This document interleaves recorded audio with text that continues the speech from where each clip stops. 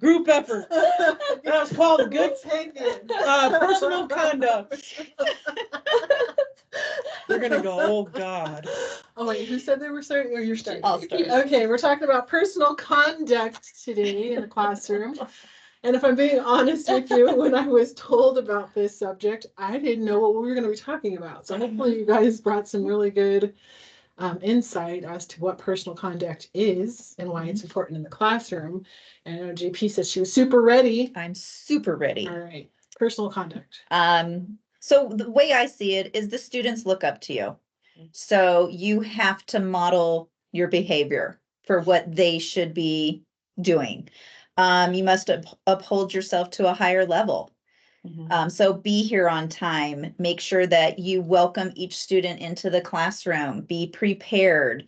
Leave all of your personal stuff at the door. That it has nothing to do with the students. They don't need to know what goes on in your personal life. So that's how I see personal conduct. I really like that you jumped straight in by saying that you have to be the model for the student. And so I guess when I was thinking about personal, I was like, what do you like? What am I supposed to be sharing? But actually it's what we're presenting. Correct. It's your overall appearance. You know, if you come in, you're haggard, your hair's not done. I put dress on here. Yeah. I mean, and that dress the part. They see that. You know, I can't tell the students, this is not appropriate if that's how I'm dressing. So.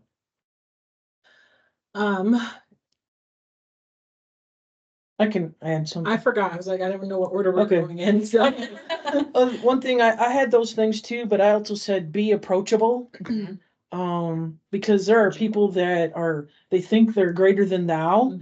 And so then students don't want to approach them. So I think that's part of personal conduct too, because without that, they're going to go and just jibber jabber with each other instead of going to the source. Can I stop you there? Like how do you become approachable? I'm an instructor. I think it's being real. Okay. Like, yes, we got to hold ourselves to a higher level, but that doesn't mean we have to be arrogant. Correct. It's more about sit down right next to them and say, okay, that's kind of making yourself approachable when you're chatting with them this way. Have you ever been in a situation where you talked to a student and they felt like you were unapproachable? Yes.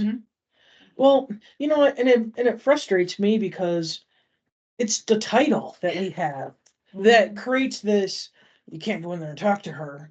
And it's like, that's not how it, or if you ask somebody, hey, come see me in my office, it's like you're going to the principal's office. Exactly. And so, and I try not to do that very often. I try to just say, hey, can I talk to you for a second, and pull them out and not go to my office and then just kind of look them in the eye. And I think that's helpful too. But I also said stay on task, so we're not jibber jabbing about things that have nothing to do with whatever it is we're covering. Sometimes that's so hard to do. I mean, these students, and you're constantly roping them back in. But other than that, I don't have anything else written. Do you have anything different? Or more? So I have just how we set up our classrooms. So what our expectations are for ourselves and how we want our class to run. It all starts with day one of that class. So we have our first two terms are strictly classroom. And that sets up what the expectations are for the salon floor as well. So from day one, they're going to test the waters. They want to see what can we get away with. And in the classroom, it's different for our program because there's a lot more personal chitter chatter that can happen versus out on the floor. And so I think just making the clear expectation, I'm not going to engage in that personal conversation, and that doesn't have anything to do with the subject that we're talking about right now. Is that hair, skin, or nails? No? All right, so let's get back on track. You guys have break time. That we can, you guys, I don't need to hear any of your personal. It sounded funny when you said that, hair, skin, and nails. Hair, skin, and nails. That's so fast that it sounded like hair, skinny, nails. Hair, skinny, nails. So I think, getting off on the right foot. We've had some scenarios where we have gotten off on the wrong foot with our term 1 class, and it takes a long time to get them back on track.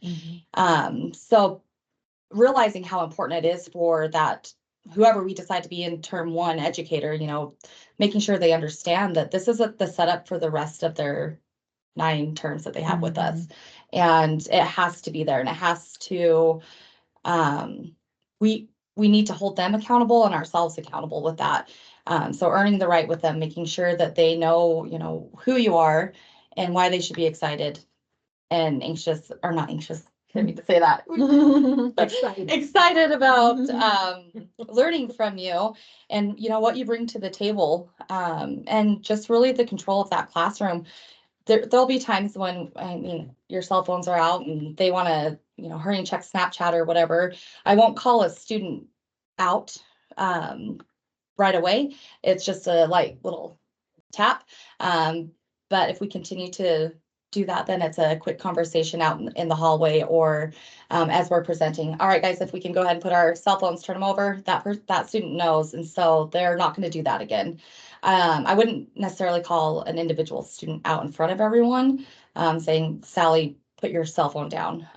It would be hey, I need to see you out in the hallway. I would continue on with my presentation and then pop out and have the conversation with her. But if that said, I think you need to also put your phone away. Yeah, Make sure absolutely. it's same thing that you have it face down I was to gonna whatever. jump in and ask, cell phones is probably like the biggest conversation that you can have in education, because nobody knows what to do or how to handle them. So in your situation, the phones are there. Yep. So we set it up, and I started with when we do orientation with them, what the expectations are for cell phones. Like, we understand that you guys have kiddos that are in school and people that are going to need to be able to contact you in an emergency situation. If you have something like that going on, like a doctor's office needs to get a hold of you. Just let your educator know ahead of time. Just say, my phone, raise your hand and take the phone call outside. But if we give them that, like, hey, we understand we're all human. We all have phone calls we're gonna have to take. And just let me know, hey, I'm just gonna step out. Then we know what's going on, but they're just sitting on their phone or they get on their phone and then run out of the classroom. It's like, wait, what's going on? There should have been some type of communication there. Anytime I'm in with my class, I let them know, like with CCR, I have CCR every Wednesday, but sometimes there are phone calls that I just have to take because I've been waiting for them to return my call or whatever it may be. I let them know ahead of time. If my phone does ring, I will just step outside real quick and then we'll continue on with the day. So I do let them know that ahead of time, just so there's that open communication and, they see that, I guess, you're human as well. That's the key word. Yeah. So just being open with them and telling them ahead of time, I think just helps them to tell you more. How do you guys handle cell phones in the classroom? Because since we're on that subject, we're dealing with adults, and I know if you tell me to put my cell phone down, I might be a little. If we're talking about lecture versus a hands-on class, there's a different. My lecture, I could care less. If you need to be texting or what, you're missing the material. I treat them like adult, and it's like, whatever, do what you got to do. But a hands-on class, they should not be walking away from the person they're massaging to look at their phone and be on their phone. That's a whole different story. So you're just relating it to real world experience. Yes. If you're in it and you're doing it right now, then. Yeah, because I go think of, and somebody has said that a real life experience was when, would you like to be on camera with us? That's slick. That was George, by the way. Is they went and got a massage somewhere, and the person was on their phone the whole time, the therapist.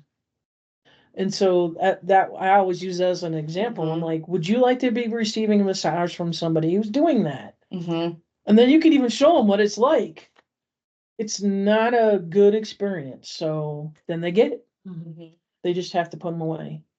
alongside that, what I wanted to add is for their emergency contact number, we encourage them to give the front desk Yeah, you phone have that number. capability. Because, We don't. We don't. yeah, Unless we're at in the the class. salon, if their salon, or their phones are on silent, so, or Yep. if they're blow drying, they're not gonna hear it, and if somebody needs to contact them, they can get, and I let them know, you know, as soon as the call comes through, we can come and grab you, but if they're trying to call your cell phone to blow drying, you're not gonna hear it, nobody's gonna know. Yeah, and that's what I tell them in the office. That's what you're gonna have to do. You can't take your phone in Mhm. in the office. No. They have to call the front desk to let them Mhm. know. Here it's hard, and Mhm. I don't call them out, but I will walk by and say, "Put your Mhm. phone away." Mhm. I'm like, "Why do you have it out here in the clinic? You don't need it." Mhm. In the classroom, it drives me crazy. Finally today, I was like, "Y'all are on your phone. Go home because you guys aren't listening." So I did. Mhm. I just said that because there was nothing else I could do because almost probably 75% of them were on their phone. Mhm. So, and you can try to make it the most engaging topic Yep. that you can, but They're gonna be on. they're their gonna be on their phone, phone. for sure. So And they just have to, that's our demographics today. Yeah. it is. Kind of go, okay. Have to leave it in. It's different than when we went to school. We wouldn't do that.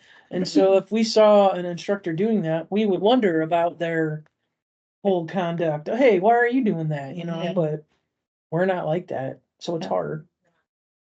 All right, what, anything else you wanted to add to that conversation?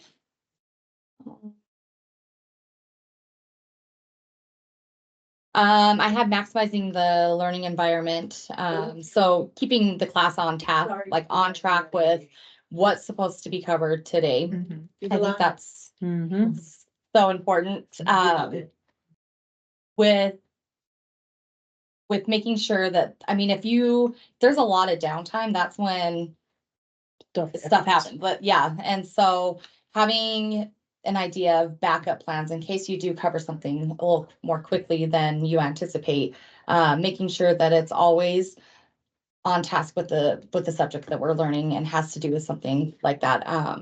The brain dump is Oh, something always that we do, and it I do just that all the creates a class discussion to fill those 10-15 minute windows where, you know, they could sit and stay on their cell phones and look at Snapchat or whatever. Or we could actually try and keep on task with the subject, so. And it's harder because you have some slower students and some faster students. And Yeah. so you have to think about that too. Mhm. I just had to move on today because I have that two slower students and everybody else is done. And I'm like, okay, we're moving forward because I couldn't hold up the class Mhm. anymore. We do, like, when we have a larger class for cutting, excuse me, we'll do time limits. Okay, you guys have Mhm. 7 minutes to get this piece done. And they know, because and we saw this a couple terms ago where we did have a smaller class. We didn't have to necessarily say time out loud. But they took forever to try and complete just the perimeter cut. And it's like, wait, what just happened? Now we're crunching to fit everything else in there. So just moving forward from that, we've always just done, okay, and it has to be weird times like 7 minutes or 11 minutes. We You try have to do it 8.5 8.5 minutes. minutes. 0.25. 8.25, yeah. Because I feel like they hear 10 minutes all the time. All right, guys, in 10 minutes, we're gonna do this, and 15 minutes goes by or something like that. So we're really specific with our, Do you have an egg Our timer or time. what are you doing? I just set it on my phone. Okay. I'm just I have a curious. timer on my phone that and then it goes off and everybody's like, oh, it's been our 7 minutes. I'll do that, but I'll also say, okay, start. And Mhm. then I'm like, okay, it's been a minute. It's minute and a half. And then they Mhm. start to panic and freak out and Be more aware of their Mhm. time and how long it's taking them. yep. Which really is important for real world stuff. Mhm. Mhm. Like, as much as we would like to pretend we have all the time in the world to do whatever it is we need to, we don't. Mm-mm. No. No. Yeah. Oh. It'd be like, I don't know, doing a spark plug change out on a vehicle and taking, 3 hours. Only pays an hour. I mean, I'm just what I mean. It's like it boils down to you're only gonna get paid for that 1 hour. I was trying to figure out a way to wrap in personal conduct with participation in class or So is there a way to kind of bridge the gap between one, having those conversations that we're having in the classrooms and making sure that we're, again, that model of us, those conversations are staying on task, on target? Well, yes, because of how you're speaking. If you're using profanity in the Mhm. classroom, then the students are going to be like, oh, well, it's okay to do this out in the shop or out in the clinic. I call every single one of them out. I'm like, we don't use those words. You cannot use those words in an office. And so that is one thing to be able to, again, model is Mhm. how you talk or even how they talk to each other. Mhm.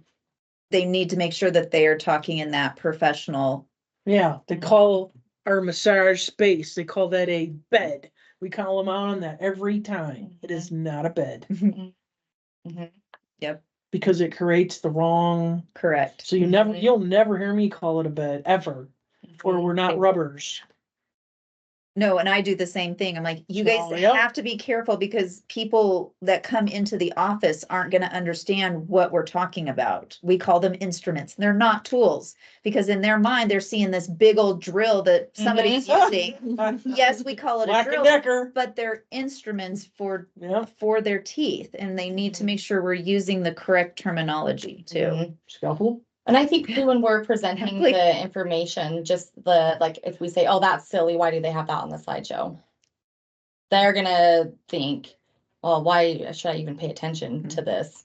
So just the comments that, like, as we're presenting slideshow information, or even just the way your body language is, they're watching you to see, we had a discovery with that. Just a small comment made about a slide on the slideshow, and it just turned that whole class around, like, well, why are we even watching this then? And I was like, ooh, no, we have to remember what our face looks like and the words that come out of our mouth. And saying something even as crazy as silly, that takes you as an educator down almost to their, not, I don't want to say down to their level. It makes it so it's okay for them to talk like that too. Correct. So. Well, what was the slide? I have to ask.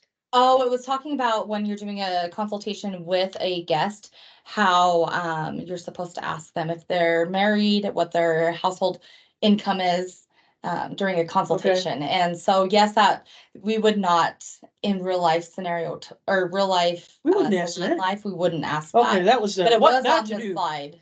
That was the So what not to do. no, it said. That's and so Oh, I said, would that's call silly. You would never ask that. And so, but that turned that class, that entire theory class just went. Doop, Well, couldn't you flip. just stop it and say, thank you for noticing that? That is true. Reality is Mhm. we are not gonna do that. Mhm. And then, I think it was just a little bit of okay. a shock that it was on the slide. But that comes down to preparing for your classes as well. Oh, we should have yes, looked that should have been through caught. that. Like, what was that on there for? And we could easily hide a slide. Yeah. But for some reason, it's something in their textbooks that they needed to know that. So, just being prepared ahead of time, knowing, okay, the slide's coming up, so this is what we need to Yeah, do. that's what I was gonna sneak into. I think it is important. Like, did you look through your material? Why is it silly right now? Why didn't you know it was silly before? Mhm. So that you can hide the slide or have a conversation about the slide. What would you do? Mhm. How would you handle this situation? And then give them the information as to why it might be on the slide. Mhm. But yeah, and then I wanted to bounce back to what you said earlier, if my brain can remember what you said earlier. Hold on. About the students. What did you just say about the students who preparing for them? You don't even know what you said, JP? Preparing for them. Rewind. Rewind. Don't worry. I have the ability. I cut out a whole bunch in the first one. I was like, I didn't realize I don't want any of this in there. Cut. So I'm not really worried about the conversation. But it was a good point. You were saying for your students mentioning what the instruments were, like the difference between what it actually is versus what or I guess you were both saying that. Yeah. The right terminology for your tech. The right terminology for your tools or your instruments. Do you find yourself correcting students often? Do you find yourself having to correct other people? Is it frustrating that you have to make those corrections? Yes. How do you, well, how do people know? How would I know that? Well, and that's why starting in CCR, Mhm. I am always drilling them. These are instruments. They're not tools. These are instruments. They're not tools. So, and then when they keep going and they keep saying it, I'm like, they are not tools. They are instruments. Mhm. And so I do. have to repeat it. That's okay. Mm. I did tell them yesterday, I am not repeating myself again. But you will have I to. feel like I need to 4 put it, times in a minute, I had to repeat myself. So I said, finally, I'm not doing it. I feel like I need to put it in a So- poster or something. This is a table. This is not a bed. And what does it say in your So- textbooks? Table. There's no word bed in there anywhere. We do like, depending on what subject we're on, like, let's say color, we do a fun little thing. Over there, but it's fine. But fun little things like, you color, or wait, you dye Easter eggs, you color hair. So we never dye hair, we Oh, yeah. color hair. Mhm. So we say those things, and throughout the time, like, we'll be like, wait, are you talking about Easter eggs right now or hair? I guess I And could they're say like, that oh, too. yeah. You sleep in a bed, you massage on a table. Yeah. Mhm. And it's those little things like that they're like, oh yeah, okay. And then the reminders of it, and Yeah. because when you say it like that, it sounds, you don't sound professional. They want to sound professional. Mhm. So. I have trouble with dampen and dampener. Mm. So when a shock absorber damps the suspension's oscillation. Yeah. Okay, Mhm. a garden hose dampens something. Ah, yes. And Mhm. it's hard to get the students to remember that, even the instructors to remember that. And I cringe when an instructor goes, all right, so the dampener over there, and I'm like, no, It's not a no, dampener. What's the first word? Oh, so Damp. damp to damp to damp. is to slow or remove the Mhm. oscillations. So yes, when you hit a pothole, you damp that motion. Okay. And And then that's funny because we have a dampened dish. we have a dappen dish. Huh. Yeah, there's. That one, yeah, that one's, That's hard. A Yeah. damp it kind of sounds like lessens motion, and a dampener moist. wets the area. Is a garden hose or a washcloth or your damping bowl. Yeah. Or a spray bottle.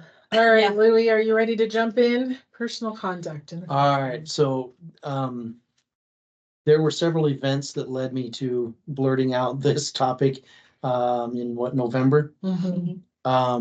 Oh, that's And yeah, and a lot of it was subjects, topics, and vocabulary that absolutely doesn't belong on this property.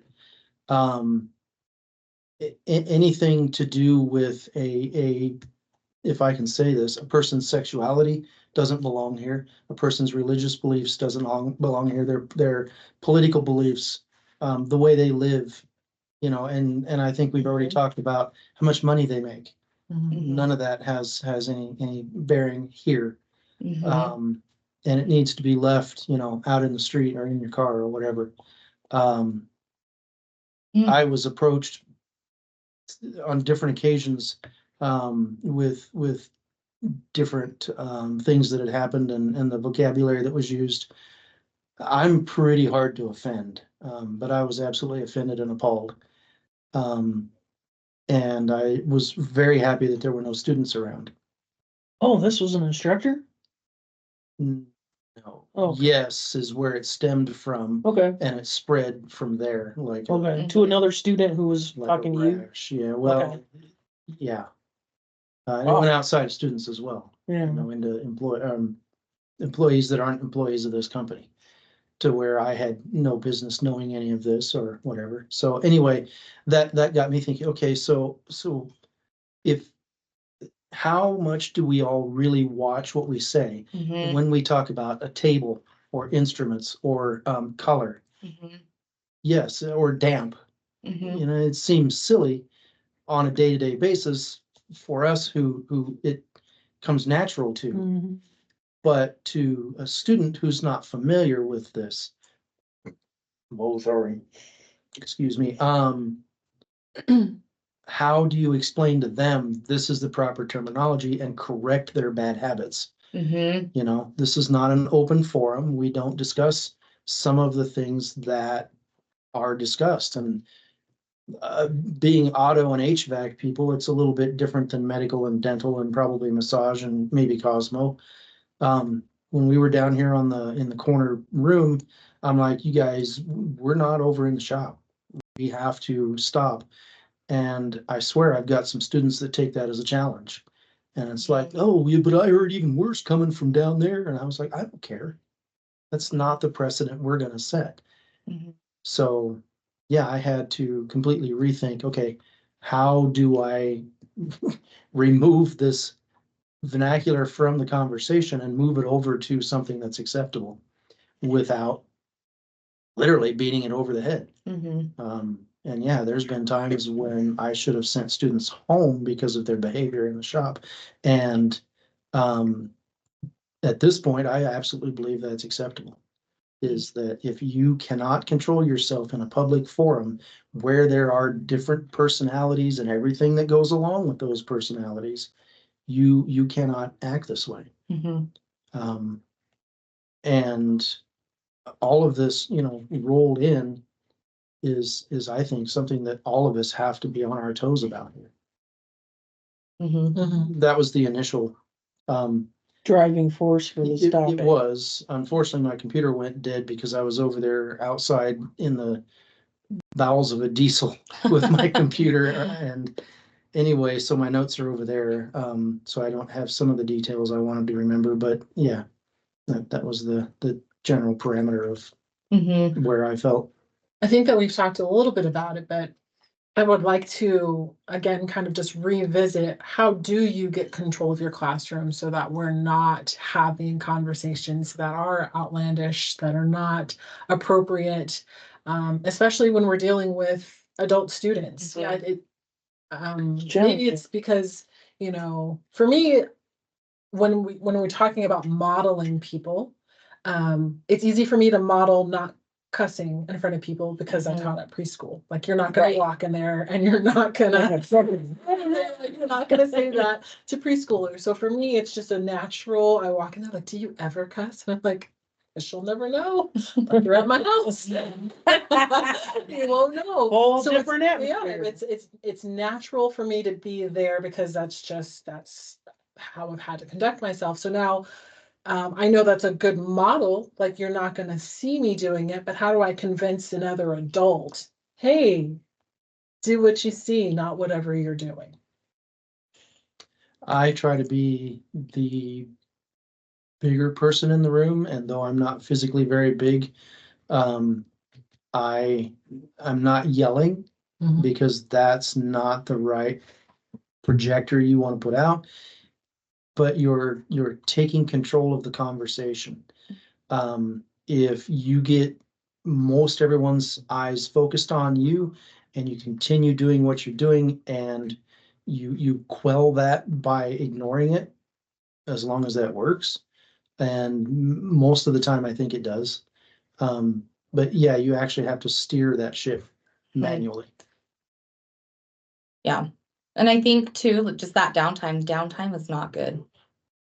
Just if there's any free time where they have the opportunity to do that, it just slowly starts to snowball. Mhm. And so just having those backup activities that pertain to the subject versus while we still have a few students finishing their exam, you know, what are we gonna do with our group that's already done and they still have another 20 minutes before that group's done. I think if we can just be ahead of the game on that, that helps a lot. I send them on smoke breaks. I remind them, first I remind them that there are others studying Mhm, and that they need to, you know, keep it down and straight. mhm, And if it continues, then I'll send them out and then go get them and bring them back, whatever, mhm. or give them something else to do. Hey, guys, I know there's half a dozen trash cans that need dumped. See ya. Mhm, Oh yeah, you know, I mean, it's come down to where in the past I've been like, you know, the toolbox over there, that sure is dirty. Go polish that toolbox, you know, with the lesson of, would you treat your own tools that way? Right. And that's a real good way to get the deviance out of the classroom and out of earshot. Mhm. But yeah, to just to change the subject on a select few, or you know, is helpful. But Mhm. yeah, if you're stuck in a classroom, then it gets tough Mhm. because you have to stop their communications with each other Mhm. and focus up here or up there. Yeah, and I think that's probably one of the most important things that we can do is just we have to make sure that we're not just letting it slide like we don't Right. see it. I don't know about anybody else. I used to think that like I can slide into a classroom, nobody would see me, like I'm 6 feet tall, I can't hide, but I thought I could hide. I think that people think that they're hiding when they're doing things that they're not supposed to be doing, saying things that they're not supposed to be saying. Even if it's a joke, even if it's just one-on-one, even if you just have to, if you see it, Address it. address it immediately, it needs Mhm. immediately addressed. Does anybody have anything else they want to tag into that? Okay, so something else that I'm deliberate about is carriage in the classroom and the shop. I tuck my shirt in. I wear my uniform every single day, Mhm. whether it's covered up or not. I don't sit commonly during lecture. Um, I do have trouble with my feet, so yes, I do, especially in the end of the evening classes. I'll sit on a stool if it's on the whiteboard screen. But anyway, I don't like lecturing from a desk. I don't feel that that's Mhm. proper. Out in the shop, Before you jump in, if anyone is lecturing from a desk, stop immediately. You were doing it wrong. We do not sit. We do not sit. Nobody wants to sit nobody wants to listen But to I'm like- just sitting. There were times when, and by the time, you know, I'm teaching at night, I've sat down because man, my legs hurt. Yeah, but it's okay to like sit down. Yeah, But you can't be in the same spot for the whole time, no. no, right. Yeah. Well, I think too, when you get on, like when you sit, they feel like they can Yeah. talk to you. Mhm. And there's like different scenarios where I would sit and have a conversation with the student, or it needs to be a conversation where I'm still standing and they're sitting and vice versa, you know. Yeah. So I think just being able to read that too. Mhm. Yeah, you're in control of your classroom. It's an interesting, what is it called? Dynamics? Gestures. No, Oh. gestures. Body language. Body language. Oh. Thanks, Whitney. Body language. Yeah. Yeah, you on it today.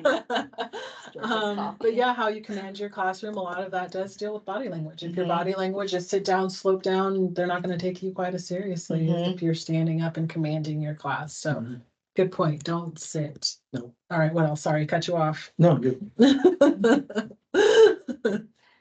Yeah, that was Mostly it. Yes.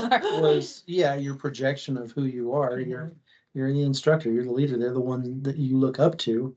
I Mhm. have students tell me, you know, I hate to say anything, but you know, we really enjoy Mhm. your teaching us, or whatever the words they choose are. And yeah, I think it's because classroom, I try to break it down to where people can understand the topic that we're on. I mean, there's times when I've compared cooking to working on cards, you know, Mhm. or you know, biology to how a car works, the parts on it, or whatever. Um, and yeah, I've had a couple students say your metaphors are, you know, Mhm. whack, but they work. Right? Like, okay, as long as they Whack work, Louie. yeah, as long as I get my point across, then. Don't want to whack Louis. Well, I don't know. Well, I think as an instructor, hearing that about yourself, so we have a student that comes up and says, "Oh, we learned so much more from you." Yeah. We do have that, and sometimes it's just there's all types of learners out there, and so making sure as the instructor that hears that turns it back around and doesn't like say, "Oh yeah, I know Miss So and So." She doesn't. I don't know how to Talk an bad example, about but another one. yeah, so just being able to redirect the conversation on like, oh, well, what did you learn today? Versus, well, why can't you learn from that instructor? Yeah. I think sometimes that happens. And they're wanting to get to the bottom of it, see what's going on as the instructor, but that just opened the door for the student to be like, oh, so she knows that she doesn't know what she's doing or whatever it may be. And that's when I usually start my demonstration. I do this different than Miss Kim, Mhm. but we get to the same end Yep. results the same. You can choose Mhm. my way, you can Yep. choose her way. Mhm. And then I'll throw in a funny, my way's better, but it's still, it Mhm. shows them that we're different. Yes. But we still get to the same results. So. I heard a topic while we were going through this, so I'm not tossing it to anyone except for myself. On this, next time you guys are off the hook today. Yes. Off the hook. As we were going through this conversation, I realized that someone said, I believe maybe it was you, and I don't know who it was, whoever you were, genius, downtime is not good. I know as new instructors, sometimes we have a hard time trying to fill time. Mhm. So we're looking at our outlines, and I know in the beginning it's really hard to figure out how I'm supposed to bring the life and energy and time filling activities to my lesson plan. So that is going to be the topic of conversation for next week. How I can look at my syllabus and plan my day accordingly so it has all the things and meets all the requirements. I don't know how to cutely say that, so How to fill downtime. how to fill downtime. That's what we're talking about next week. Okay. I like downtime. Is it It's next not week or the good. week after? Downtime is not good. Sorry, week after, you're right. Okay. 14th Valentine's Day. Downtime is not good. No, it's Nope. not. No, That's it's a the first week of the Wednesday. next term. Oh my gosh, That's Yeah. sick. So it's not Where are on the we? 19th. Today? So we're gonna be on the Okay. 21st. No, The 20th, that, no, the the 20th. Oh, There you go. Oh, yeah. I was looking at Wednesday, sorry. Oh. Cool. Thanks. Cool beaners. Yeah, the first one, obviously I uploaded it. I think you guys saw that. I did have to cut out a bunch, which is why it just went straight to YouTube. I didn't realize I was gonna have to cut out as much as I did, but Scott went off on a tangent. I didn't know he was gonna do that, so. That was probably the day I don't we were think- all rolling our eyes because he kept going. I don't think we went off on any tangents today. Does this say stop the blue button? Yes. That was so funny earlier. We're all